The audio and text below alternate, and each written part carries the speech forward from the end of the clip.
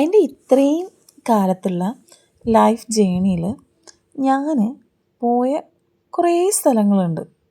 അതായത് നമ്മൾ ട്രിപ്പ് പോകുന്ന എനിക്ക് യാത്രകൾ ഭയങ്കര ഇഷ്ടമാണ്. ഏട്ടനും യാത്രകൾ ഭയങ്കര ഇഷ്ടമാണ്. പക്ഷെ നമ്മൾ ഇൻ്റർനാഷണൽ ട്രിപ്പുകളോ അല്ലെങ്കിൽ ഒരുപാട് ദൂരേക്കുള്ള ട്രിപ്പുകളോ ഒന്നും പോവാറില്ല. ഏറിപ്പോയ കേരളം, തമിഴ്നാട്, കർണാടക ഈ ഈ ഒരു ഭാഗത്ത് മാത്രമേ നമ്മൾ പോവാറുള്ളൂ. അതിലും കൂടുതൽ ദൂരത്തേക്കുള്ള യാത്രയൊന്നും നമ്മൾ പോവാറില്ല. അങ്ങനെ പോയതിൽ വെച്ചിട്ട് എനിക്ക് ഏറ്റവും ഇഷ്ടപ്പെട്ട സ്ഥലമാണ് വാഗമൺ. നമ്മൾ പണ്ടൊരു തവണ അവിടെ പോയിട്ടുണ്ട് വാഗമൺ. ഇനി എന്നോട് വാഗമൺ പോകണമെന്ന് ചോദിച്ചാൽ പോകണമെന്നേ ഞാൻ പറയുള്ളൂ. കാരണം ഞാൻ ഏറ്റവും ആസ്വദിക്കുന്ന സ്ഥലം വാഗമണ്ണായിരുന്നു. എന്നോട് ആരെങ്കിലും എങ്ങോട്ടേലും പോകണമെന്ന് വെച്ചാൽ, മലേഷ്യക്ക് നമ്മൾ പറയുമെങ്കിലും നമ്മുടെ കേരളത്തിൻ്റെ ഉള്ളിൽ തന്നെ എവിടേക്കെങ്കിലും പോകണമെന്ന് ചോദിച്ചാൽ ഞാൻ ഇപ്പോഴും കണ്ണടച്ച് പറയും എനിക്ക് വാഗമൺ പോയാൽ മതിയെന്ന്. കാരണം അതെൻ്റെ ഫേവറേറ്റ് പ്ലേസായിട്ട് മാറിയാണ്. ഒന്നുമല്ല എനിക്ക് അവിടെ ഏറ്റവും ഇഷ്ടപ്പെട്ടത് ആ പ്രകൃതിയും. അവിടെ എത്തിയാൽ നമുക്കൊരു കാറ്റ് വരാനുണ്ട്. നമുക്കിങ്ങനെ കാറ്റടിച്ചിട്ട് ഒരു ഫീല് വരാനുണ്ട്. അമ്പോ പറഞ്ഞാൽ മനസ്സിലാവില്ല കേട്ടോ, ഭയങ്കര ഫീലാണേ. അവിടുത്തെ കാറ്റിനോട് എനിക്ക് ഭയങ്കര ഇഷ്ടമാണ്. നമ്മൾ ഇടുക്കിയിലൊക്കെ പറഞ്ഞു കേട്ടിട്ടേ ഉള്ളൂ. പക്ഷെ നമ്മളൊരു ഇടുക്കി ഗോൾഡോ ഏതൊരു സിനിമയിലുണ്ടല്ലോ, ഇവിടുത്തെ കാറ്റാണ് കാറ്റ്, ആ പാട്ട്. സത്യം ശരിക്കും ഞാൻ ആ പാട്ടിൻ്റെ അർത്ഥം മനസ്സിലായത് എനിക്ക് അപ്പോഴാണ്. നമ്മൾ ചിലപ്പോൾ ചില സമയങ്ങളിൽ അവിടെ പോകുമ്പോൾ ചിലപ്പോൾ നമ്മൾ തന്നെ പറന്നു പോവും. അത്രയും കാറ്റാണ് അവിടെ ഉണ്ടാവുക. ആ ഒരു ഫീലിങ്സ് എനിക്ക് ഭയങ്കര ഇഷ്ടമാണ്. അതുകൊണ്ടാണ് വാഗമൺ എനിക്ക് അത്രയും പ്രിയപ്പെട്ടായത്. അങ്ങനെ ഞങ്ങൾ രണ്ടാമത്തെ തവണയാണ് കേട്ടോ ഇപ്പോൾ വാഗമൺ പോകുന്നത്. പക്ഷേ ആ ഫസ്റ്റ് ടൈം പോയ സമയത്ത് നമ്മൾ ഇത്രയൊന്നും എക്സ്പ്ലോർ ചെയ്തിട്ടില്ല വാഗമൺ. ഇത് നമ്മൾ ഒരുപാട് എക്സ്പ്ലോർ ചെയ്തു. ഇതൊരു കരിങ്കൽ കോറിയായി. ഞങ്ങളിപ്പം ഈ നിൽക്കുന്ന ഈ വീഡിയോയിൽ കാണുന്ന സ്ഥലം ഒരു കരിങ്കൽ കോറി ഇത്രയും നല്ലൊരു വിനോദസഞ്ചാര കേന്ദ്രമാക്കാമെന്ന് നമുക്ക് ഇവിടെ കണ്ടപ്പോഴാണ് മനസ്സിലായത്. ഓരോ മനുഷ്യൻ്റെയും അവർ ആലോചിക്കുന്നതും അവർ ചെയ്യുന്നതായിട്ടുള്ള ഓരോ പ്രവൃത്തികൾ നോക്കൂലേ. നമുക്കൊക്കെ ഇങ്ങനെ ആലോചിക്കാനും ക്യാഷുള്ളതുകൊണ്ടാണ്. പക്ഷെ എന്നാലും ഇത് ഇത്രയും നല്ലൊരു വിനോദസഞ്ചാര കേന്ദ്രമാക്കി മാറ്റിയെടുത്തില്ലേ, അതൊരു സംഭവം തന്നെയാണേ. ഞങ്ങൾ ഫസ്റ്റ് വന്നപ്പോൾ തന്നെ കുറച്ച് അല്ലാത്ത കാര്യങ്ങളൊക്കെ അവിടെ കാണാനുണ്ടായിരുന്നു. മീൻ, മുയൽ, അങ്ങനെ കുറച്ച് ജന്തുക്കളും അങ്ങനത്തെ ഒക്കെ ഉണ്ടായിരുന്നു. അതൊക്കെ കണ്ടു. നമ്മൾ പിന്നെ കയറിയത് കണ്ണൻ കരയായിരുന്നു. എനിക്കിത് കാണണമെന്ന് പറഞ്ഞാൽ ഒരു വിഷ്വലാണ്. നമ്മൾ എവിടേക്കൊക്കെയോ പോകുന്ന പോലെ ഉണ്ടാവും. അപ്പോൾ മോന് കാണുന്നതിന് മുന്നേ അതിലെന്താണ് അവൻ പേടിക്കുക എന്നുള്ളത് നമുക്ക് കാണണ്ടേ. അങ്ങനെയാണ് ഏട്ടൻ അതിനിരുന്നത്. പക്ഷേ ഏട്ടൻ പറഞ്ഞു ചെറിയൊരു ജുറാസിക് പാർക്കിൻ്റെ ഒരു ഫീല്, അതായത് നമ്മുടെ അടുത്തേക്കൊക്കെ വരും, അങ്ങനെയുള്ളൂ. അങ്ങനെ പോയിരുന്നു. ഏട്ടൻ അത് മുഴുവൻ കണ്ടു. പക്ഷേ പിന്നെ കണ്ണന് കൊടുത്തപ്പോൾ കണ്ണൻ അത് കാണാൻ കഴിഞ്ഞില്ല. പേടി, ഭയങ്കര പേടി, എന്നെ കടിക്കാൻ വരുന്നു എന്ന് പറഞ്ഞു കഴിഞ്ഞാൽ ആർത്തു. അത് കഴിഞ്ഞ് ഞാനൊരു നമ്മൾ മീനിൻ്റെ ഫിഷ് സ്പാ ഉണ്ടായിരുന്നു അവിടെ. അപ്പോൾ അതൊന്ന് ടെസ്റ്റ് ചെയ്യാമെന്ന് വിചാരിച്ച് അതിലും കയറി. മീനക്കിലാക്കിയിട്ട് എനിക്ക് അവിടെ ഇരിക്കാൻ കഴിഞ്ഞിട്ടില്ല കേട്ടോ. ഞാൻ എങ്ങനെയൊക്കെയോ എല്ലാവരും കാലവിടെ വെക്കുന്നുണ്ട്, പക്ഷേ എനിക്ക് അവിടെ കാല് വെച്ചിട്ട് ഇരിക്കാനേ കഴിയുന്നില്ല. കിക്കിലി അത് എന്തൊക്കെയോ അതിൻ്റെ അവസ്ഥ ഒരു നെയ്യ് കുടിച്ച അവസ്ഥ എന്നൊക്കെ പറയും നമ്മളെ നാട്ടിൽ. അങ്ങനെ ഒരു അവസ്ഥ, ഇനി ഇരിക്കാനും വയ്യ, എണീറ്റ് പോകാനും പറ്റാത്തൊരവസ്ഥ. നമ്മൾ ഈ കുളത്തിൽ കാലിടുന്നതിന് മുന്നേ ഒരു മരുന്ന്, അതായത് എന്താ സംഭവം എന്ന് എനിക്ക് അറിയില്ല കേട്ടോ, പറഞ്ഞുതരാൻ. അതിൽ കാല് കുത്തിയിട്ട് വേണം ഈ ഒരു കുളത്തിലേക്ക് നമ്മൾ കാല് വെക്കാൻ. ആ കാല് വെച്ച് കഴിഞ്ഞാൽ ആ ഒരു മരുന്നിൻ്റെ എഫക്റ്റ് തീരുന്ന വരെ നമ്മുടെ കാല് നിറയെ പൊതിയും. ഒരു കറുപ്പ് കുഞ്ഞി ഫിഷാണേ. അപ്പോഴൊക്കെ നല്ല എന്താ പറയുക, ഭയങ്കര കിക്കിളിയാവും. കാലിങ്ങനെ അമർത്തി വെച്ചിങ്ങനെ ഞാൻ കടിച്ച് പിടിച്ചിരിക്കുക. എന്തോ ആരോ എന്നെ ഉപദ്രവിച്ച് കൊണ്ടുവച്ച പോലെയാണ്. ഞാനായിട്ട് തന്നെ തിരഞ്ഞെടുത്തതാണ് എനിക്ക് ഇരിക്കണം എന്ന് പറഞ്ഞു ഞാൻ. അങ്ങനെ ഫിഷ് സ്പാ ഒക്കെ കഴിഞ്ഞ് ഇനി അടുത്തത് നമുക്ക് അവിടെ ഒരു തടാകമുണ്ടേ. ഈ കോറീൻ്റെ നടുവിലായിട്ട് നമ്മൾ വെള്ളം കെട്ടി നിൽക്കില്ലേ, അവിടെ ഒരു വെറൈറ്റി സംഭവമുണ്ട്. അതെന്താണെന്ന് ഞാൻ കാണിച്ചു തരാം കേട്ടോ. കുറേയൊക്കെ നമ്മുടെ ഈ ഫിഷ് സ്പാൻ്റെ സ്ഥലത്ത് ഒരുപാട് നേരം, ഒരു ഹാഫ് ആൻ അവറോ അങ്ങനെ എന്തോ ആണ് ടൈം. ആ ടൈം തീരുന്നവരെ ഇരിക്കാം. ഞങ്ങൾ എന്ത് ഐഡിയ ചെയ്തു എന്നറിയാം, നമ്മൾ എല്ലാവർക്കും അതിൻ്റെ ഒരു ഇത് മനസ്സിലാവണമല്ലോ, എങ്ങനെ ഉണ്ടാവും ഫിഷ് സ്പാ, സുഖമുണ്ടോ എന്നൊക്കെ ഉള്ളൊരു. അങ്ങനെ ഏട്ടനിരുന്നു, ഞാനിരുന്നു, മോളിരുന്നു. അങ്ങനെ ഞങ്ങളെല്ലാവരും കൂടെ അരമണിക്കൂറാക്കി. അത് കഴിഞ്ഞ് താഴത്തോട്ട് ആ തടാകത്തിലോട്ട് പോവുകയാണേ, ആ കോറിയിലുള്ള. അപ്പോഴാണ് സൈഡിൽ ഇങ്ങനെ ചില മനുഷ്യന്മാരെ കണ്ടത്. നമുക്ക് പേടിപ്പെടുത്തുന്നൊന്നുമില്ല കേട്ടോ. മുയൽ, കോഴി, ഗിരിക്കോഴി അങ്ങനെ പറഞ്ഞിട്ടുള്ള പലതരത്തിലുള്ള കോഴികളുണ്ടാവില്ല, അങ്ങനത്തെ കുറച്ച് വ്യത്യസ്തമായിട്ടുള്ള സാധനങ്ങൾ. ഇത് കണ്ടോ, ശരിക്കും നമ്മൾ കണ്ടില്ലേ, കരിങ്കൽ കോറിയാണ്. കരിങ്കല്ല് ഇടിച്ച് പൊടിച്ച് കൊണ്ടുപോകുന്ന സ്ഥലം. അതെന്തോ കാര്യത്തിനായിട്ട് കരിങ്കൽ കോറി ഉപയോഗശൂന്യമായിട്ട് അവിടെ കിടക്കുകയാണ്. കാരണം അവിടെ നിന്ന് കല്ല് പൊട്ടിക്കാൻ പറ്റുമെന്നുള്ള എന്തോ ഒരു സ്റ്റേ വന്നപ്പോൾ അതവിടെ നിന്ന് പോയതാണ്. അവിടെ നിന്ന് അവരിങ്ങനെ ഒരു പാർക്കാക്കി അത് മാറ്റിയെന്ന് പറഞ്ഞാൽ സംഭവമല്ലേ. എനിക്ക് ശരിക്കും അതിശയം തോന്നി കേട്ടോ. കാരണം നമ്മുടെ ബുദ്ധിയൊന്നും ഇത്രയും പോവില്ല. പക്ഷെ അത് സ്റ്റേ വന്നിട്ടും അവർക്ക് ഇത് വെച്ച് എന്തെങ്കിലും ഉപയോഗിക്കണമെന്ന് തോന്നിയത്, അങ്ങനെ ഉണ്ടാക്കിയതാണ്. സംഭവം അടിപൊളിയാണ്. ഇവിടെ നിന്നാണ് നമ്മൾ ഈ തടാകത്തിലേക്ക് ചുറ്റാൻ പോകുന്നത്. ഇങ്ങനെ ഈ വട്ടത്തിലുള്ള ഇതുപോലുള്ള ഈ ബോട്ടല്ല, ഇതിനെന്താ പറയുകയെന്ന് എനിക്ക് ശരിക്കും അറിയില്ല, വഞ്ചിയോ, ഇതിലാണ് നമ്മൾ പോകുന്നത്. ഒരെണ്ണത്തിൽ 8 ആൾക്കാർ വരെ പോവാമെന്നാണ്. അപ്പോൾ ഞങ്ങൾ 2 ഫാമിലിയാണ് അതിൻ്റെ ഉള്ളിൽ കയറിയത്. നമ്മൾ കയറുന്നതിന് മുന്നേ അവർ നമുക്ക് ക്യാഷ് കൊടുക്കുമ്പോൾ ഫിഷിൻ്റെ ഫുഡ് തരും.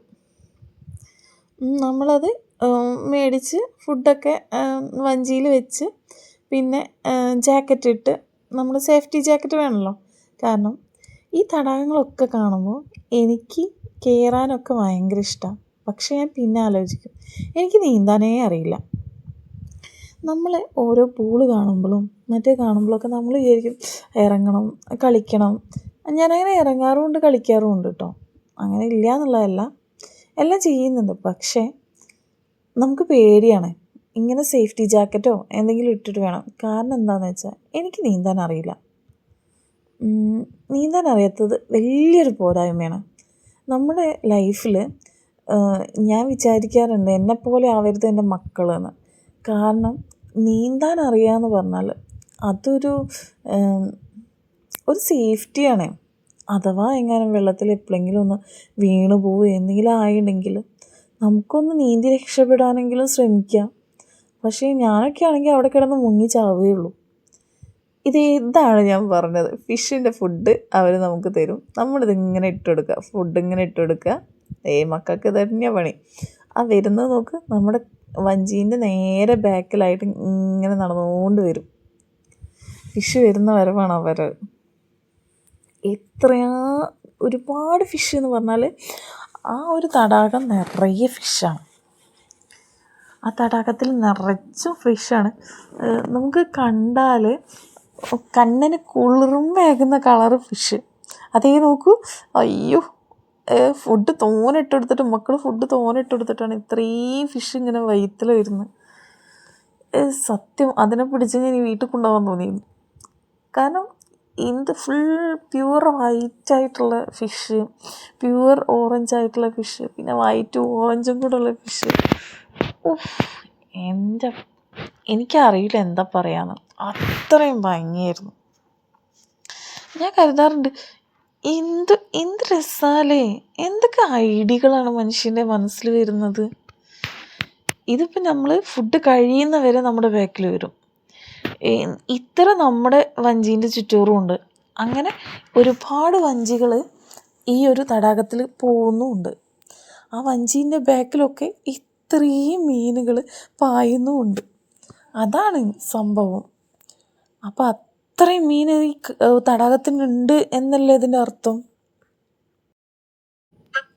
നമ്മളിങ്ങനെയുള്ളതൊക്കെ കണ്ടത് ടി വിയിലും പിന്നെ ഈ പുറം രാജ്യങ്ങളിലൊക്കെ ടൂറ് പോകുന്നവർ, അതായത് മലേഷ്യ അങ്ങനെയുള്ള സിംഗപ്പൂർ അങ്ങനെയുള്ള സ്ഥലങ്ങളിലൊക്കെ ടൂറ് പോകുന്നവർ ഇട്ട വ്ളോഗിലൊക്കെ ഇങ്ങനെ കാണാറുണ്ട് കേട്ടോ ഫിഷിൻ്റെ. കാരണം അവിടുത്തെ തടാകങ്ങളിലൊക്കെ ഇങ്ങനത്തെ കുറേ ഫിഷുകളെ കാണാറുണ്ട്. ഞാനെൻ്റെ ലൈഫിൽ ആദ്യമായിട്ടാണ് ഇങ്ങനെ ഇത്രയും ഫിഷുകളെ, അതായത് ഇത്രയും ഭംഗിയുള്ള ഫിഷുകളെ നേരിട്ട് കാണുന്നത്. പിന്നെ എല്ലാവരും പറഞ്ഞ് പേടിച്ചിരുന്നു കേട്ടോ, കൈയൊന്ന് ഇട്ട് നോക്കണമെന്ന് ചോദിച്ചിട്ട്. വല്ല മുതലയോ എന്തെങ്കിലും ഉണ്ടാവുമോ എന്ന് അറിയില്ലല്ലോ. നമുക്ക് കുറേ വീഡിയോസ് ആയിരുന്നു കിട്ടിയേ. അത് കഴിഞ്ഞ് ഇത് അവിടെ തന്നെയാണ് കുറച്ച് നമ്മുടെ ഈ തടാകത്തെ ഇതൊക്കെ കഴിഞ്ഞു ഞങ്ങൾ നേരെ കയറിയത്. ഇവിടെ ഊഞ്ഞാലുണ്ട്, കുട്ടിയൊക്കെ ആടാനുള്ളതാവും, പക്ഷെ വലിയവർ ഞങ്ങളും ആടുന്നുണ്ട്.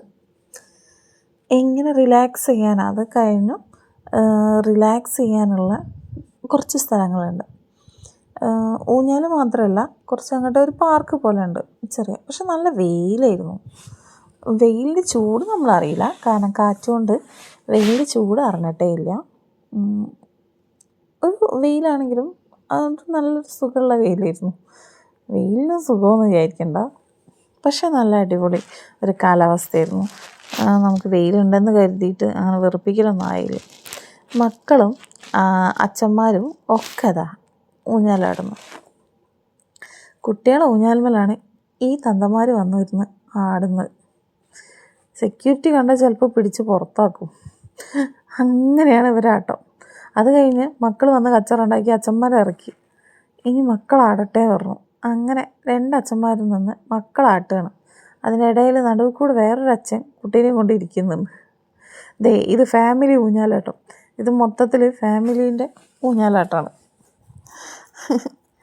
ഇതൊക്കെ കഴിഞ്ഞ് നമ്മൾ ഊഞ്ഞാലൊക്കെ ആടി ഇനി എന്തായാലും ഇവിടെ നിന്ന് തിരിച്ച് പോവാമെന്നുള്ളൊരു ഇതായി. പിന്നെ വേറെ ഒന്നും അവിടെ ഇല്ല, റൈഡുകളൊന്നും ഇല്ല.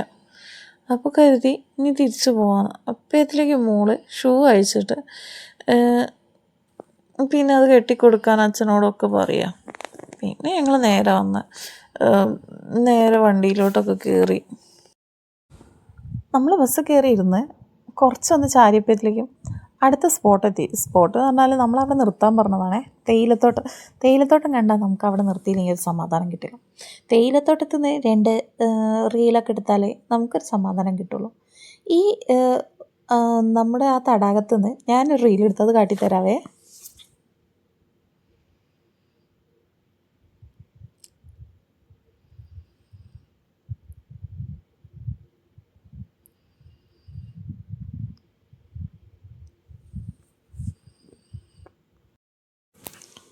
അങ്ങനെ അതും കഴിഞ്ഞ് നമ്മൾ നേരെ പോയത് വേറൊരു പാർക്കിലേക്കാണ്. സത്യം പറഞ്ഞാൽ ഇതിനൊന്നും പേര് എനിക്ക് പറഞ്ഞു തരാനറിയില്ല.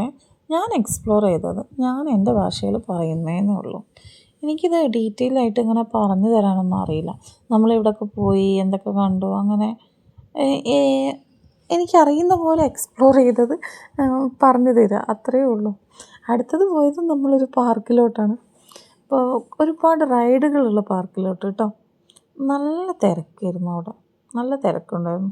ഒരുപാട് റഷായിട്ട് കിടക്കായിരുന്നു. വണ്ടി വെക്കാനും ഒക്കെ നല്ല വെയിലും പിന്നെ സ്വാഭാവികം നമുക്ക് നേരത്തെ പറഞ്ഞ പോലെ തന്നെ വെയിലിൻ്റെ ചൂട് അങ്ങനെയൊന്നും അറിയുന്നില്ല നമ്മൾ. അത് കഴിഞ്ഞ് അവിടെ നിന്ന് ഇറങ്ങി ഞങ്ങൾ നേരെ ഓരോ റൈഡിൽ കയറി. ഈ റൈഡിൽ ഇവർ 2 മാത്രമേ കയറിയുള്ളൂ കേട്ടോ. സത്യം പറഞ്ഞാൽ എനിക്ക് ഭയങ്കര പേടിയായി ഈ റൈഡ്. എന്ത് ധൈര്യത്തിലാണ് ഇവർ 2 ഈ റൈഡിൽ കയറിയതെന്ന് നമുക്കിപ്പോഴും അറിയില്ല. ഞാൻ ഇടയ്ക്ക് ആലോചിക്കാറുണ്ട്, നമ്മളങ്ങനെയൊന്നും ആലോചിക്കാൻ പാടില്ല, പക്ഷേ എന്നാലും ആലോചിക്കും. എങ്ങനെ നമ്മൾ ഇങ്ങനെ അതായത് ഇത്രയും വലിയൊരു റൈഡിൽ കയറിയിട്ട് നമുക്ക് പെട്ടെന്ന് എന്തെങ്കിലും ആളലുണ്ടായി പെട്ടെന്ന് എന്തെങ്കിലും നെഞ്ചുവേദന അങ്ങനെ എന്തെങ്കിലും വന്നു പോയാൽ അല്ലേ, ശരിക്കും അപകടം പിടിച്ച ഓരോ കളിയാണേ അത്. ഇതൊന്നും എനിക്ക് തീരെ താല്പര്യമില്ലാത്ത സാധനമാണ്. പിന്നെ അവരുടെ ധൈര്യത്തിന് പോയിരുന്നതാണ്. ഞാൻ അതവിടെ നിന്ന് താഴെ ഏറ്റവും മേലേക്ക് എത്തിയിട്ട് അവിടെ നിന്ന് ഒരു വരവുണ്ട്.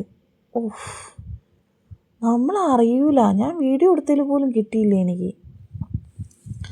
ശരിക്കും താഴെ ഇരിക്കുന്ന ഇറങ്ങുന്ന വരെ താഴെ ഇരിക്കുന്ന ഞങ്ങൾക്കാണ് പേടിയുണ്ടായിരുന്നത്.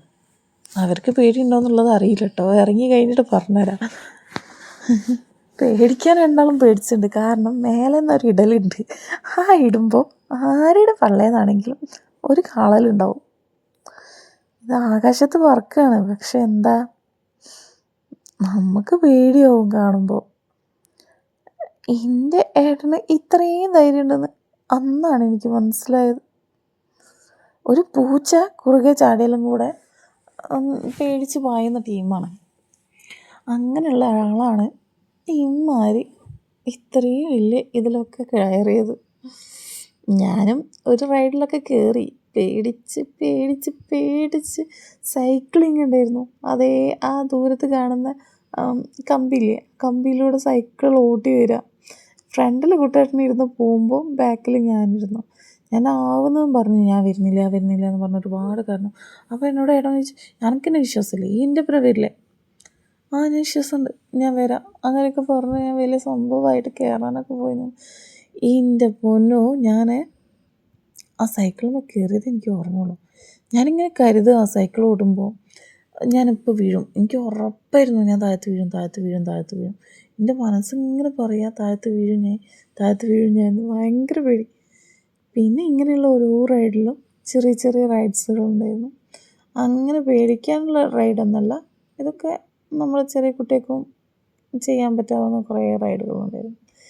നമ്മളതൊക്കെ കണ്ട് നടന്നു ഒരുപാട്. പിന്നെ മക്കൾ വേഗം പാർക്കിലോട്ട് പോയി. ഇതൊരു റൈഡ്സും പാർക്കും ഒക്കെ കൂടെ ഉള്ള സ്ഥലമായിരുന്നേ. മക്കൾക്ക് പറ്റിയ ഒരു സ്പോട്ട്. അതായത് നമ്മളിത്രയും എൻജോയ് ചെയ്തില്ലേ, ഇനി അവർക്ക് ഒരു എൻജോയ് ചെയ്യാനുള്ള ഒരു സ്പോട്ടായിട്ടാണ് നമ്മളിതിനെ കണ്ടത്. നല്ല കാറ്റിരുന്നു ആ ഒരു ടൈം. ഒരു വൈകുന്നേരം ഒരു 5 o'clock ആയിട്ടുണ്ടാവും. നമ്മൾ 2 മണിക്ക് അവിടെ കയറിയിട്ട് പിന്നെ ഇറങ്ങുന്ന 6 മണിക്കാണ്. ആ ഒരു സമയമൊക്കെ 4 മണിയൊക്കെ കഴിഞ്ഞപ്പോൾ തൊട്ടൊരു കാറ്റടിക്കാൻ തുടങ്ങിയിട്ടുണ്ട്. ആ ഫീലിംഗ് ഗുഡ് എന്ന് പറഞ്ഞാലുണ്ടല്ലോ. ഓ, ഇനി എന്നോട് ചോദിക്കുകയാണ് കേരളത്തിൽ നമുക്ക് എവിടെയാണ് പോകാൻ ഇഷ്ടമുള്ള സ്ഥലമെന്ന്. ഞാൻ സഡൻലി വേറെ ഒന്നും ആർക്കാതെ ഞാൻ പറയും, എനിക്ക് വാഗമൺ പോയാൽ മതിയെന്ന്. കാരണം എനിക്ക് അത്രയും ഇഷ്ടമെന്ന് പറഞ്ഞാൽ അത്രയും ഇഷ്ടമാണ് വാഗമൺ. നമുക്കവിടുന്ന് തിരിച്ച് ഈ ഒരു നേരമായപ്പോൾ പോരാൻ തോന്നുന്നില്ല. കാരണം തിരിച്ച് നേരെ ഇനി വീട്ടിലേട്ടാണല്ലോ. അപ്പം